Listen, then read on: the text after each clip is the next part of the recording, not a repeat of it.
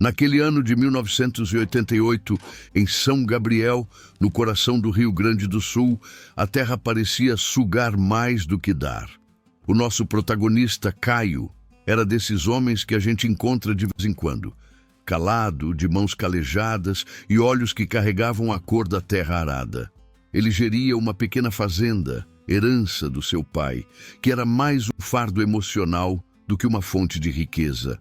Caio respirava o cheiro de orvalho e gado, mas o coração dele vivia apertado, embolado com as contas que não fechavam. Ele tinha uma vida simples, tecida de sacrifícios e orações silenciosas. E a cada manhã, ao ver o sol nascer sobre os campos, ele sentia o peso de ser o último guardião daquele pedaço de chão. A maior parte da vizinhança já tinha sido engolida pela maré do agronegócio, e só ele, com sua teimosia mansa, resistia ao avassalador Dr. Eurico Borges, o magnata local, que se movia com a precisão fria de um trator, comprando tudo o que via pela frente. O que levou o Caio para o leilão, naquela terça-feira, com cheiro de chuva que não vinha, não foi ambição, mas sim um impulso de quem está no limite. O vizinho, seu Osvaldo, tinha perdido tudo. E o Caio foi lá mais por respeito do que por interesse. No meio do desmonte, havia um lote de sucata que era de dar dó. Era um amontoado de metal retorcido, com uns tanques grandes, tão enferrujados que a cor original já era um mito. Ninguém dava nada por aquilo. Parecia que o próprio tempo tinha parado ali, e as peças eram fantasmas de um maquinário esquecido. Foi aí que o Dr. Eurico Borges, aquele homem de costume caro e sorriso ácido, viu o Caio arrematar a sucata por um punhado de trocados. O Borges, que tinha um bigode que parecia desenhado à régua e um olhar de águia perscrutando a presa, soltou uma gargalhada tão seca que fez a poeira levantar. Ora, vejam só, o Caio comprando peso para afundar o resto que lhe resta. Ele zombou e todos em volta riram, sentindo-se superiores por não serem tão ingênuos. Mas o Caio, sentado no banco da caminhonete velha, enquanto amarravam o peso morto na caçamba, não ligava para os risos. Ele sentia uma pontada estranha no peito, uma voz miúda, quase inaudível, dizendo: leva isso para casa. Naquele final de tarde, o sol de São Gabriel parecia mais um farol cansado, jogando tons alaranjados e avermelhados sobre a sucata largada no canto da fazenda de Caio. Os tanques eram monstros inertes, o maior deles enterrado pela metade perto de umas moitas de restinga, como se a terra tivesse tentado engoli-lo décadas atrás. Caio, com aquela mania de capricho de quem tem pouco, decidiu que não ia deixar aquele ferro velho desorganizado. Ele pegou uma escova de aço, dessas que arrancam o tempo, e começou a esfregar o flanco do maior tanque, tirando camadas de ferrugem que pareciam pele ressecada. Ele sentia, no roçar áspero do metal, uma conexão esquisita, quase como se estivesse acordando um gigante adormecido. O suor escorria e misturava-se com a poeira e o óxido, e Caio pensava, pelo menos o peso dele serve para firmar o chão. Mas lá no fundo, a intuição falava mais alto. Havia algo na forma incomum daquele tanque, na densidade do metal, que não se encaixava na lógica de um simples reservatório de fazenda. Caio estava quase desistindo, com os braços doendo e a camisa grudada nas costas, quando a escova agarrou em algo que não era ferrugem contínua. Era uma fresta, uma linha quase invisível, escondida bem na base do tanque, onde a terra e a sujeira mais se acumulavam. Ele parou a respiração e o silêncio do campo de repente pareceu ensurdecedor. Parecia que o universo inteiro estava em pausa, esperando. Com a precisão de um joalheiro e a força de um lavrador, Caio raspou o local com a ponta de uma chave de fenda velha. A fresta se revelou uma portinhola de inspeção, uma tampa de acesso engenhosamente disfarçada, que tinha sido selada com chumbo derretido e depois coberta por anos de sujeira. Ele usou a chave de fenda como alavanca e, com seco e metálico que ecoou como um tiro na planície, a tampa cedeu e tombou. Caio sentiu o coração dar um salto no peito, uma adrenalina gélida subindo pela espinha. Ali, na escuridão úmida do compartimento, ele viu o que parecia ser um tesouro que não tinha ouro, mas que brilhava com a promessa de um segredo. Lá dentro, no útero frio e metálico daquele tanque esquecido, não havia ouro à vista, mas algo que, para Caio, brilhou com uma intensidade mais perigosa do que qualquer pepita. Enrolados em um tecido grosso, impermeável e surpreendentemente preservado, estavam rolos de papel amarelado, que ele puxou para a luz fraca do entardecer. Eram mapas, mas não mapas comuns de estradas ou cercas. Eram detalhamentos topográficos, desenhados com uma precisão quase obsessiva, com linhas de contorno finíssimas e anotações em uma caligrafia angular e severa, que pareciam sussurrar segredos de décadas. Caio, que conhecia sua terra como a palma da mão, percebeu, com um choque gélido que lhe paralisou os músculos, que aqueles diagramas não mostravam a sua fazenda nem a do falido seu Osvaldo. Eles se concentravam de maneira assustadora na imensa e irrigada propriedade do Dr. Eurico Borges, o homem que tinha zombado da sua compra horas antes. O sentimento de reverência se misturava ao medo, um frio na barriga que era a certeza muda de que havia tropeçado em algo colossal.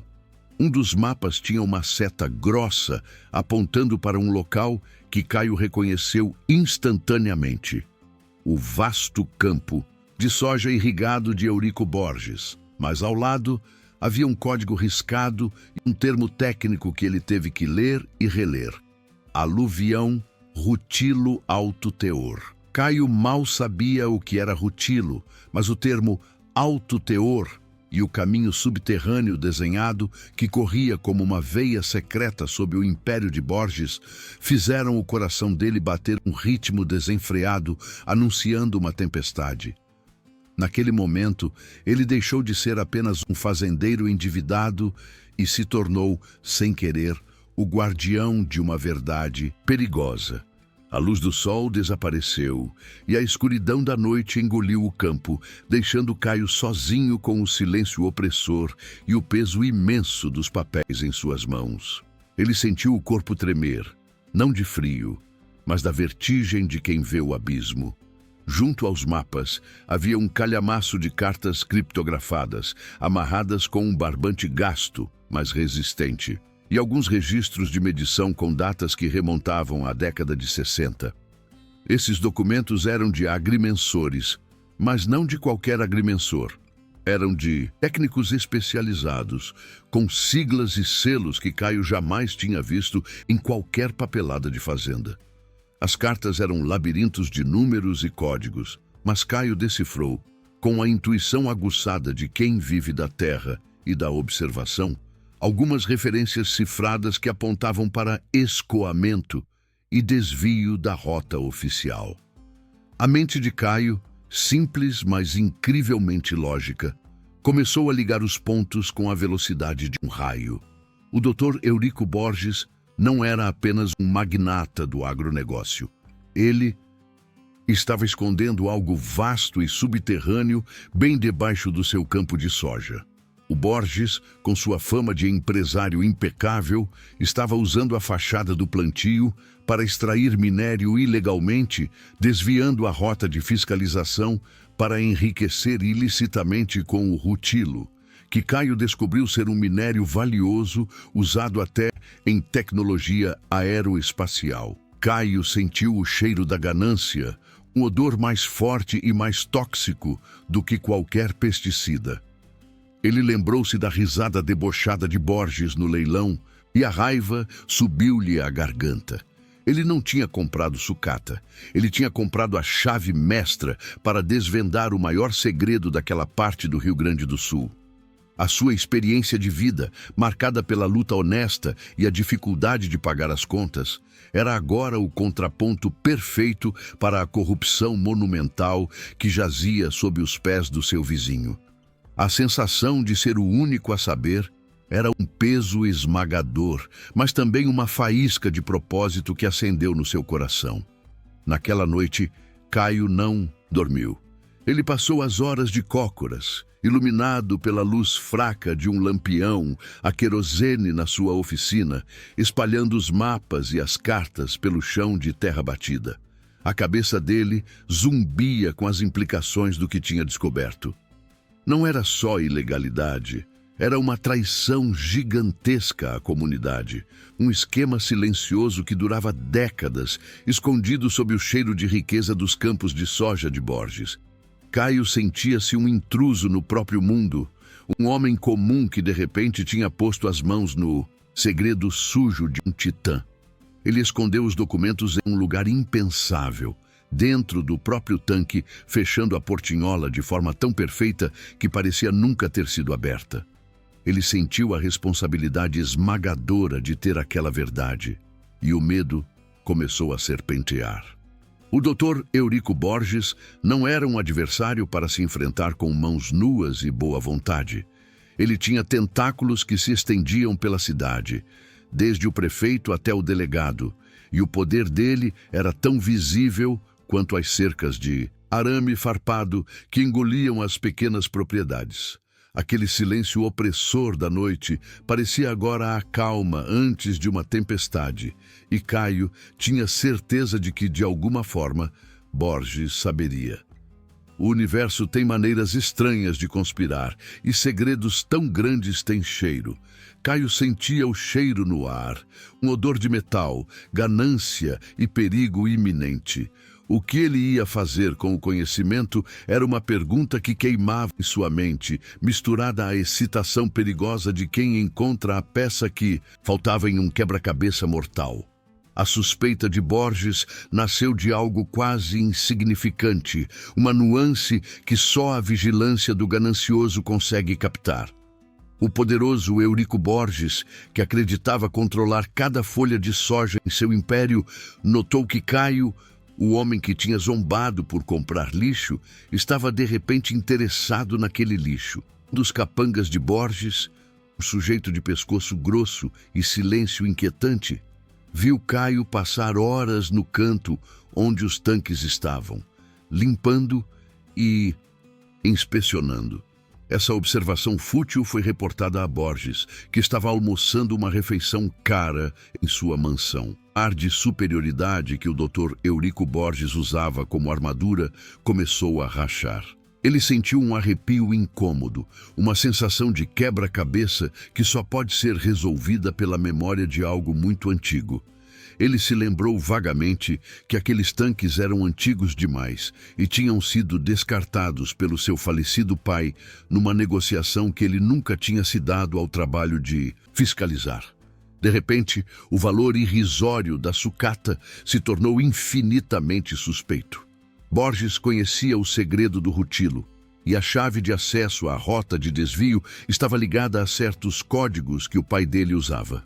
A possibilidade remota de que Caio tivesse encontrado algo disparou um alarme no cérebro de Eurico, que se tornou sombrio e predador. Aquele lixo não valia nada, a não ser que...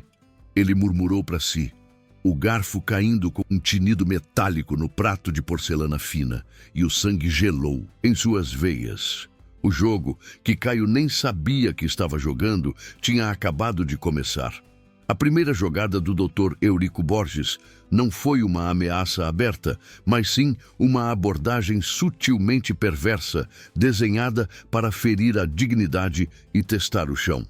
Na manhã seguinte, Caio estava na beira da cerca, reparando um mourão que cedeu, sentindo a fadiga da noite mal dormida e o peso do segredo. Foi quando a imponente caminhonete preta de Borges, que parecia um tanque de luxo, parou com um chiado de pneus caros no meio da estrada de chão. Borges desceu, vestindo um chapéu de aba larga que escondia parcialmente o olhar, mas não a intenção predatória. Ele caminhou devagar, com a arrogância de quem pisa em carpete vermelho, e parou diante de Caio. Caio, disse Borges, com uma voz untuosa e falsa, soube que você levou aquele entulho inútil do Osvaldo. Pois bem, pensei melhor. Achei que poderia usar aqueles tanques para dar lastro em um de meus silos. Coisa boba, mas sou apegado a tudo que já esteve na minha terra.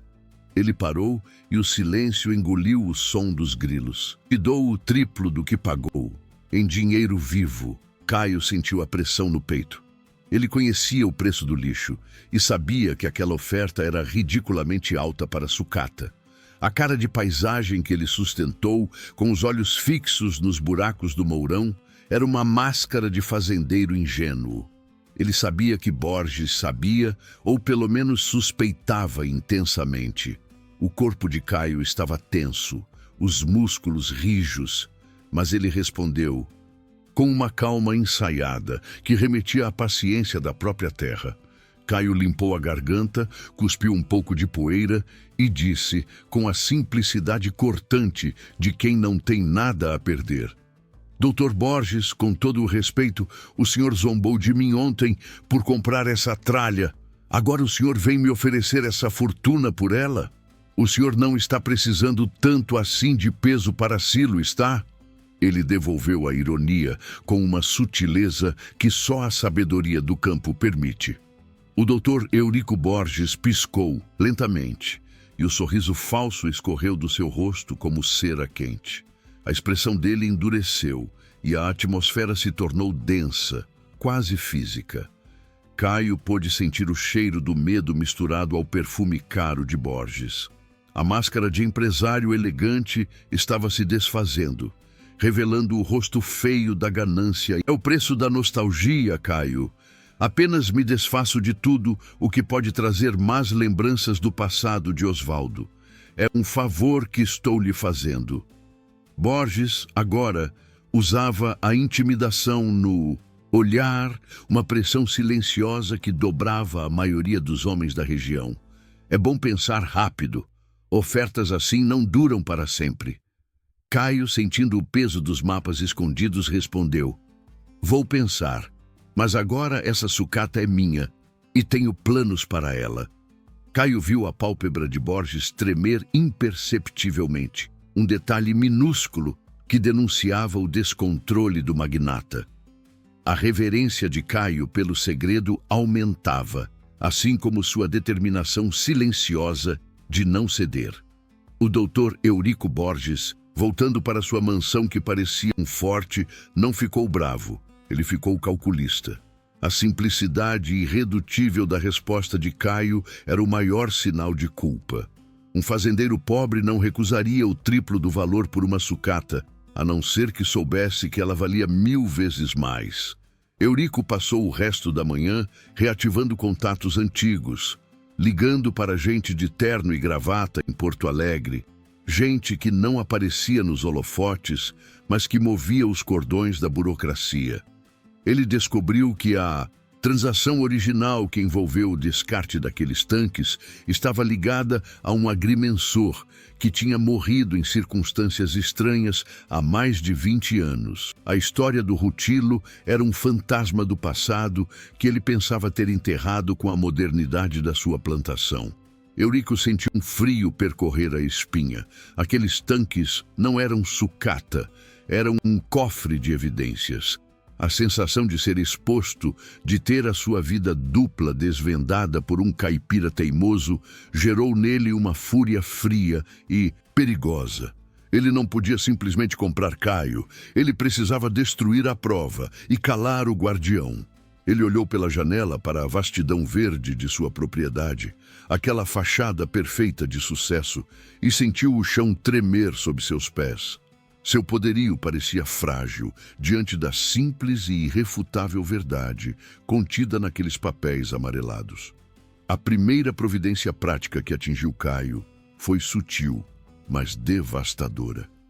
Naquela tarde, ao tentar pegar o caminhãozinho velho para levar o leite à cooperativa, ele percebeu que o motor não pegava, Caio, que conhecia cada parafuso daquele veículo, descobriu que o filtro de combustível tinha sido adulterado de forma sutilmente profissional, com areia fina que iria destruindo o sistema aos poucos. Não era vandalismo. Era um aviso, uma assinatura silenciosa e cruel. No mesmo dia, o representante do banco, um rapaz engomado que sempre fora cordial, ligou para Caio para dizer, com um tom de voz artificialmente lamentoso, que o prazo para o pagamento da dívida da safra tinha sido reavaliado e que a execução da hipoteca seria adiantada em 60 dias. Caio sentiu o ar faltar nos pulmões. Aquelas coincidências eram pesadas demais para serem obra do acaso. Ele olhou para o tanque enferrujado, agora o centro do universo em sua fazenda, e sentiu a adrenalina do combate. O Dr. Eurico Borges não estava brincando. Caio abraçou a esposa, que notou o nervosismo incomum dele, mas ele não podia contar o segredo. A solitude da verdade era um fardo que ele teria que carregar sozinho para proteger sua família da fúria do magnata. A vida, que já era difícil, tinha se transformado em uma caçada. Caio sabia que o tempo estava correndo e que a cada dia que passava, Borges apertava mais o cerco. Aquele dia, ele se sentia observado, uma sensação pegajosa que fazia os pelos da nuca se arrepiarem. Ele inventou uma desculpa para a esposa, dizendo que precisava consertar um vazamento longe da casa. Foi até o local do tanque, levando consigo apenas uma pá e um lampião apagado. A atmosfera estava pesada e o vento soprava um cheiro seco, anunciando a solidão do homem prestes a fazer algo arriscado. Ele abriu o compartimento secreto do tanque, retirando os mapas e os documentos, e sentiu o peso da história naquelas folhas. Seu plano era simples. Ele precisava digitalizar tudo, criar uma cópia de segurança que nem Borges nem seus capangas poderiam destruir facilmente. Mas ele não tinha computador, scanner, nem dinheiro para ir a uma copiadora em São Gabriel sem chamar atenção. Caio sentou-se na terra fria e o desespero começou a roer suas entranhas, mas a imagem dos filhos o fez erguer a cabeça. Ele tinha que ser mais esperto, tinha que usar os meios que tinha, por mais arcaicos que fossem. Ele sentiu a adrenalina pulsar nas têmporas, um impulso primitivo de quem está acuado e pronto para a luta. De repente, a solução veio com a simplicidade que só a Mãe Terra e a necessidade podem ditar. Caio lembrou-se de seu afilhado, o Pedrinho, um rapaz de 20 e poucos anos que morava na periferia de São Gabriel e tinha uma loja de conserto de celulares, um lugar movido a gambiarras e tecnologia de ponta. Pedrinho era um gênio silencioso, daquele tipo que desmonta o mundo e o remonta em versões melhores. Caio sabia que podia confiar nele. A lealdade do sangue era mais forte do que o ouro. O desafio era chegar até ele com a prova em mãos. Ele embrulhou os documentos no tecido impermeável, escondeu-os sob o assento de uma carroça velha que parecia abandonada, mas estava apta a rodar, e partiu sob o manto da noite, guiado apenas pela lua minguante e pela urgência da sua missão. A visão dele naquela carroça, com um tesouro de evidências escondido, cruzando as estradas de terra batida sob as estrelas cintilantes de São Gabriel, era única e surreal. Um capítulo vivo de uma história que misturava o antigo e o moderno, a luta do homem do campo contra o monstro corporativo. Cada guincho da roda da carroça, cada sopro do vento nas árvores parecia um alarme que Caio ignorava, focado apenas em chegar ao ponto seguro antes que o sol revelasse sua ousadia. Caio chegou à pequena lojinha de Pedrinho antes do sol raiar, no bairro mais modesto de São Gabriel, onde o asfalto dava lugar à terra batida e o silêncio da madrugada era quebrado apenas pelo latido distante de um cão. Pedrinho, com seus olhos sempre ligeiros e as mãos que desfaziam e refaziam circuitos, Abriu a porta para o padrinho com um olhar de estranheza, que logo se transformou em preocupação silenciosa. Caio, sem rodeios, tirou o embrulho precioso da carroça. Pedrinho, isso aqui não é só papel velho, é a vida da gente e a prova da sujeira de um homem muito grande. A atmosfera na lojinha, cheia de fios pendurados e luzes LED piscantes, parecia vibrar com a importância do momento. Caio desenrolou os mapas e Pedrinho, com o respeito que o olhar grave do padrinho exigia, se debruçou sobre as folhas.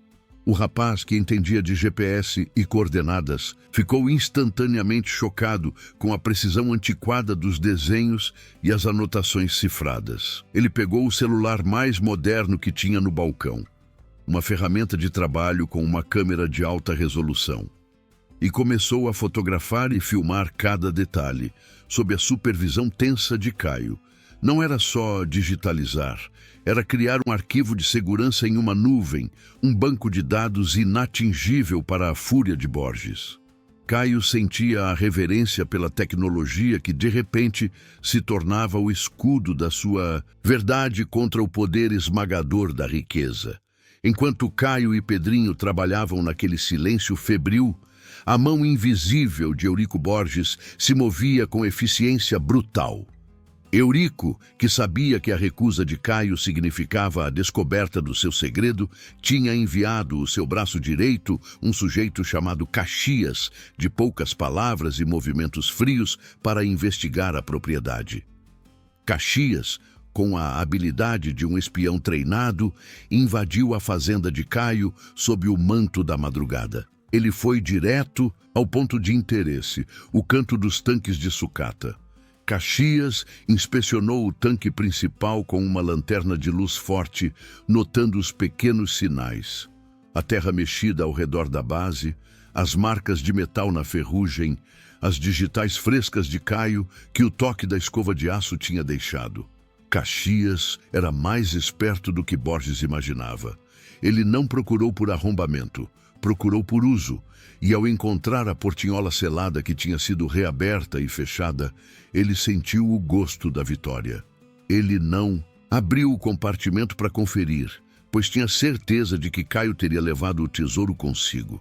Ele apenas fotografou o local discreto da abertura. A mensagem de Caxias a Borges foi curta e direta. Ele achou. O cofre está vazio.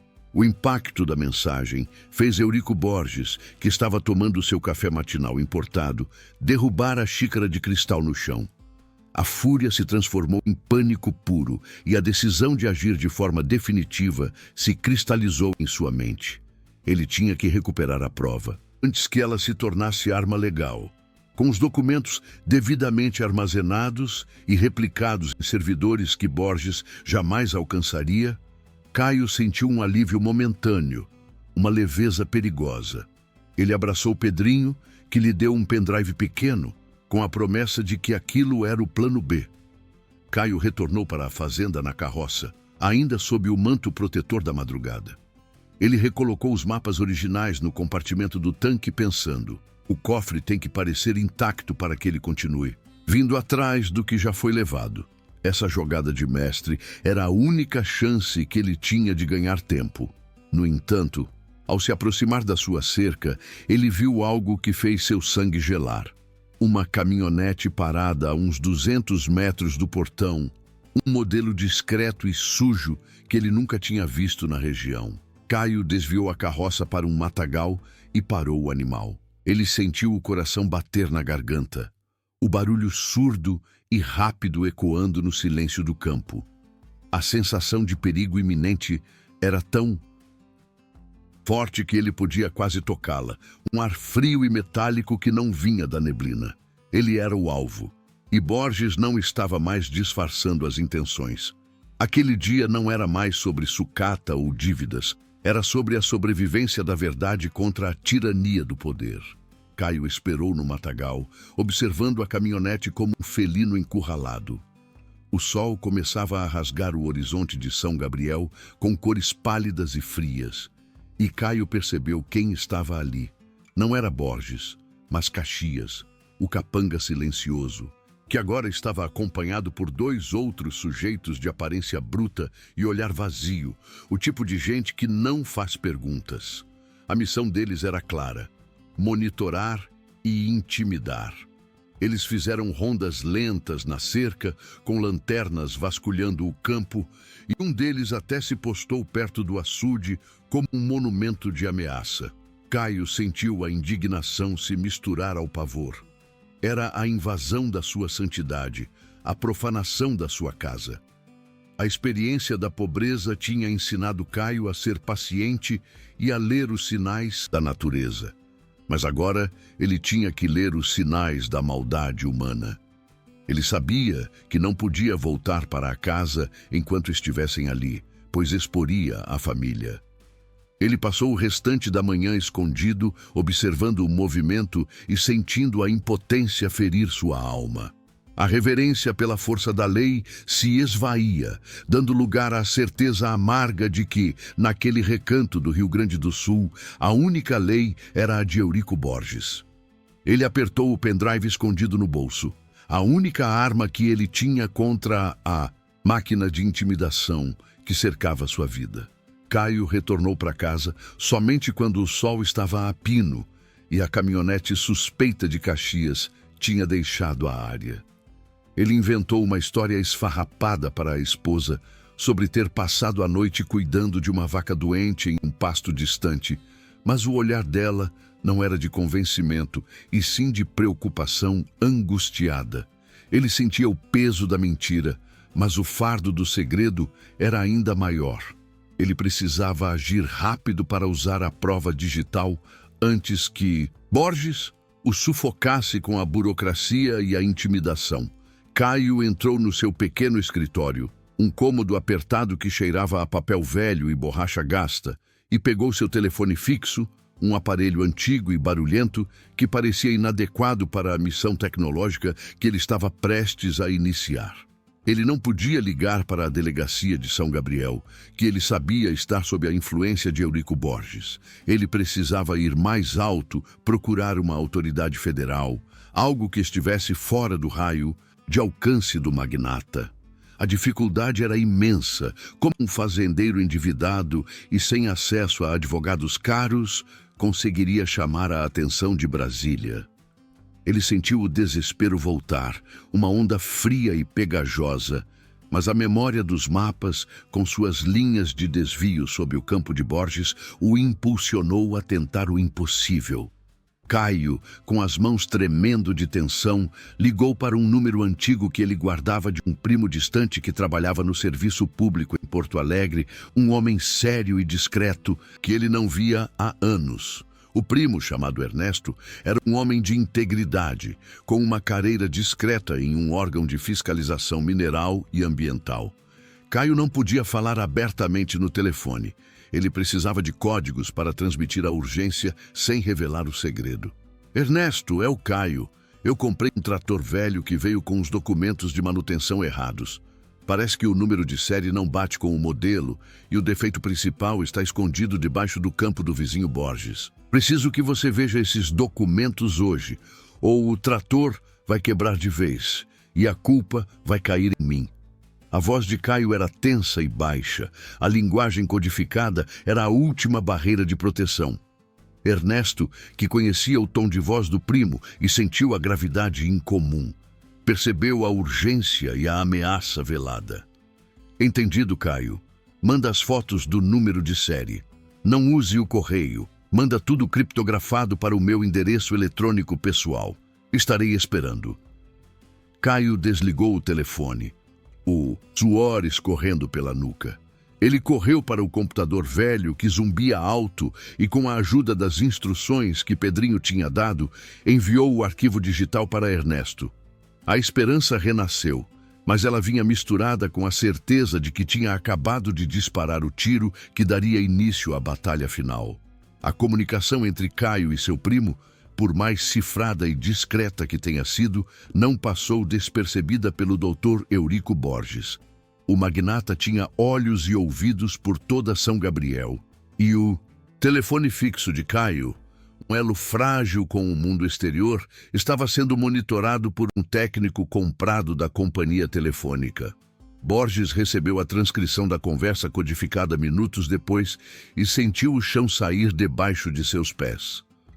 A menção ao defeito escondido sob o campo do vizinho e o envio urgente de documentos para Porto Alegre foram as flechas que atingiram o centro do seu medo. Ele compreendeu instantaneamente que Caio tinha encontrado a chave e ativado o plano de denúncia. A fúria de Borges era algo palpável, uma aura de ódio frio que paralisava quem estivesse por perto. Ele bateu o punho na mesa de mogno com tanta força que um vaso Ming tremeu. "Caxias!" ele gritou, com a voz rouca de raiva. "Vá agora! Não quero conversa! Traga-me aqueles papéis de volta e cale a boca daquele caipira.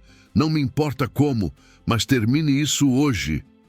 A ordem era clara e brutal. Um mandato de destruição. O tempo de Caio tinha acabado e ele não sabia que a guilhotina já estava sendo acionada. Ele sentia o corpo exausto, mas o coração pulsava com a certeza de que tinha feito o certo. Um conforto gélido diante do perigo que se aproximava a toda velocidade pela estrada. Em Porto Alegre, na metrópole barulhenta e distante da poeira de São Gabriel, Ernesto recebeu os arquivos de Caio. O primo, um homem de 40 e poucos anos, com cabelos ralos e a seriedade de quem lida com leis e mapas, abriu os documentos digitais no computador seguro do seu escritório. Ao analisar os diagramas topográficos e as coordenadas antiquadas, Ernesto sentiu o mesmo arrepio de Caio. A precisão da medição, que usava pontos de referência obsoletos, era impressionante e irrefutável.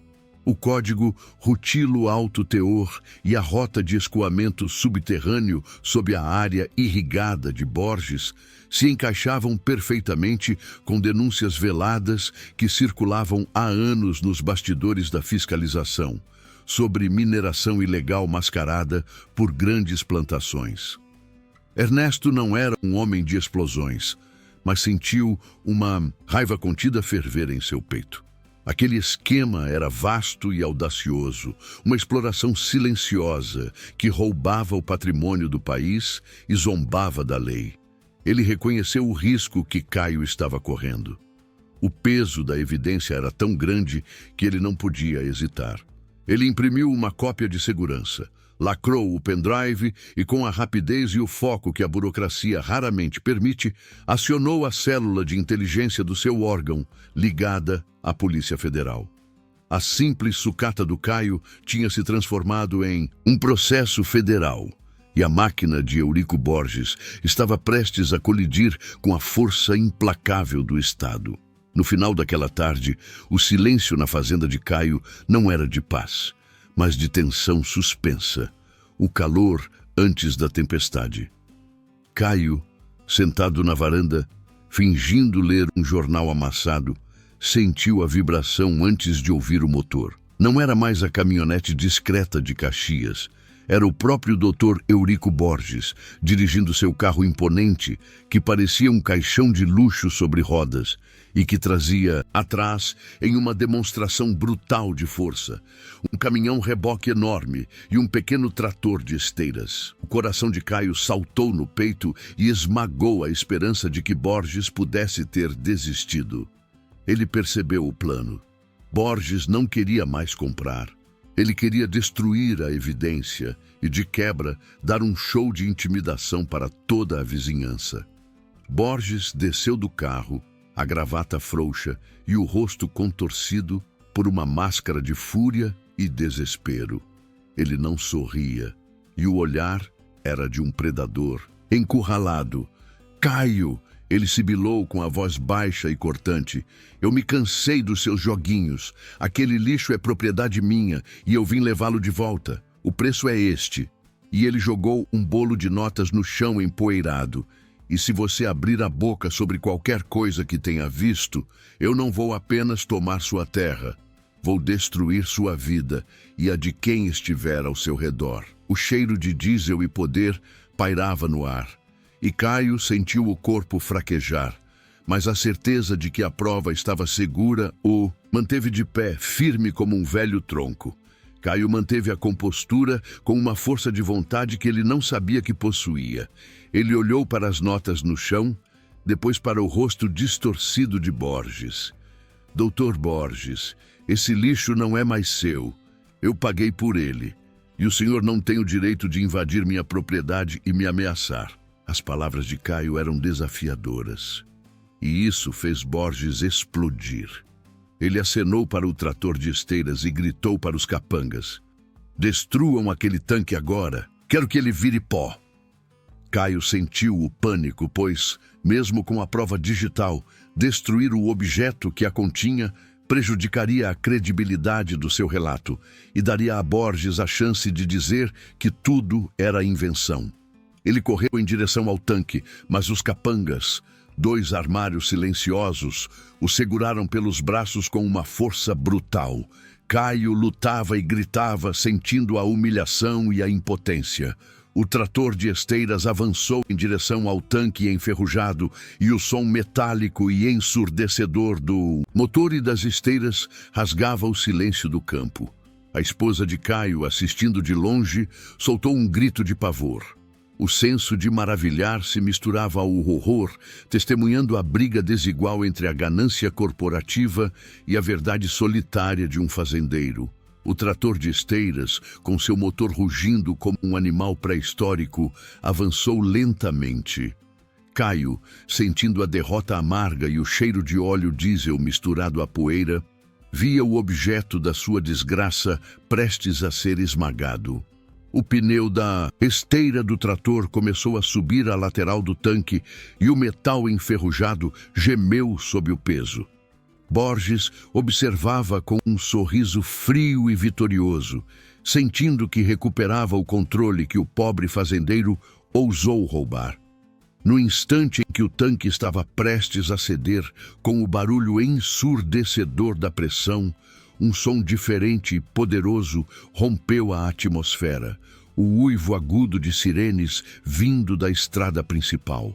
Caio sentiu um arrepio de alívio, uma onda de esperança tão intensa que quase o fez desmaiar. Borges virou-se abruptamente, a expressão de triunfo desmoronando em puro terror. A nuvem de poeira levantada na estrada anunciou a chegada de 2 caminhonetes pretas e descaracterizadas, mas que irradiavam autoridade e traziam a inconfundível insígnia da Polícia Federal na lateral. Eram agentes federais, acompanhados por um técnico, o primo Ernesto, que havia viajado de carro a noite inteira, com a seriedade de quem leva um decreto e o coração acelerado por saber que Caio estava em perigo. Os agentes federais desceram dos veículos com rapidez e precisão, movendo-se com a frieza calculada de quem está no comando. O chefe da operação, um homem de poucas palavras e olhos de aço, apontou diretamente para o Dr. Eurico Borges. Dr. Eurico Borges, o senhor está sendo notificado por violação ambiental, ameaça e obstrução de justiça com base em evidências de extração mineral ilegal. O trator deve ser desligado imediatamente e a área isolada para perícia. A voz do agente era firme, cortando a fúria de Borges como um bisturi. Borges ficou pálido. O bigode desenhado parecia tremer, e ele tentou argumentar, gaguejando sobre invasão de propriedade e calúnia, mas suas palavras eram ocas e sem força. O motorista do trator de esteiras, assustado, desligou o motor e o silêncio voltou à fazenda, um silêncio pesado, carregado de justiça. Ernesto correu para Caio, que ainda estava imobilizado pelos capangas, e gritou: podem soltá-lo! Ele é a testemunha-chave! O olhar de ódio de Borges sobre Caio era tão visceral que parecia queimar, mas o fazendeiro, livre e salvo, apenas sentiu a vertigem do alívio, testemunhando o colapso do império de mentiras do magnata. A perícia da Polícia Federal, coordenada por Ernesto, foi rápida e meticulosa. Enquanto os agentes algemavam Eurico Borges, cuja dignidade estava em frangalhos, e levavam os capangas para as viaturas, os técnicos examinaram o tanque enferrujado e o solo ao redor. Eles confirmaram a existência da portinhola secreta, o cofre de ferro. E, mais importante, validaram os mapas com os dados que Caio havia enviado digitalmente. O ponto de desvio da rota oficial de fiscalização de minérios, desenhado nos papéis amarelados, batia exatamente com as coordenadas de satélite do principal campo irrigado de Borges. O esquema criminoso estava nu e exposto. Caio, que havia passado a manhã como caça, agora era a peça-chave que desvendava um crime federal. A sensação de alívio era tão grande que ele quase não sentia os hematomas deixados pelos capangas.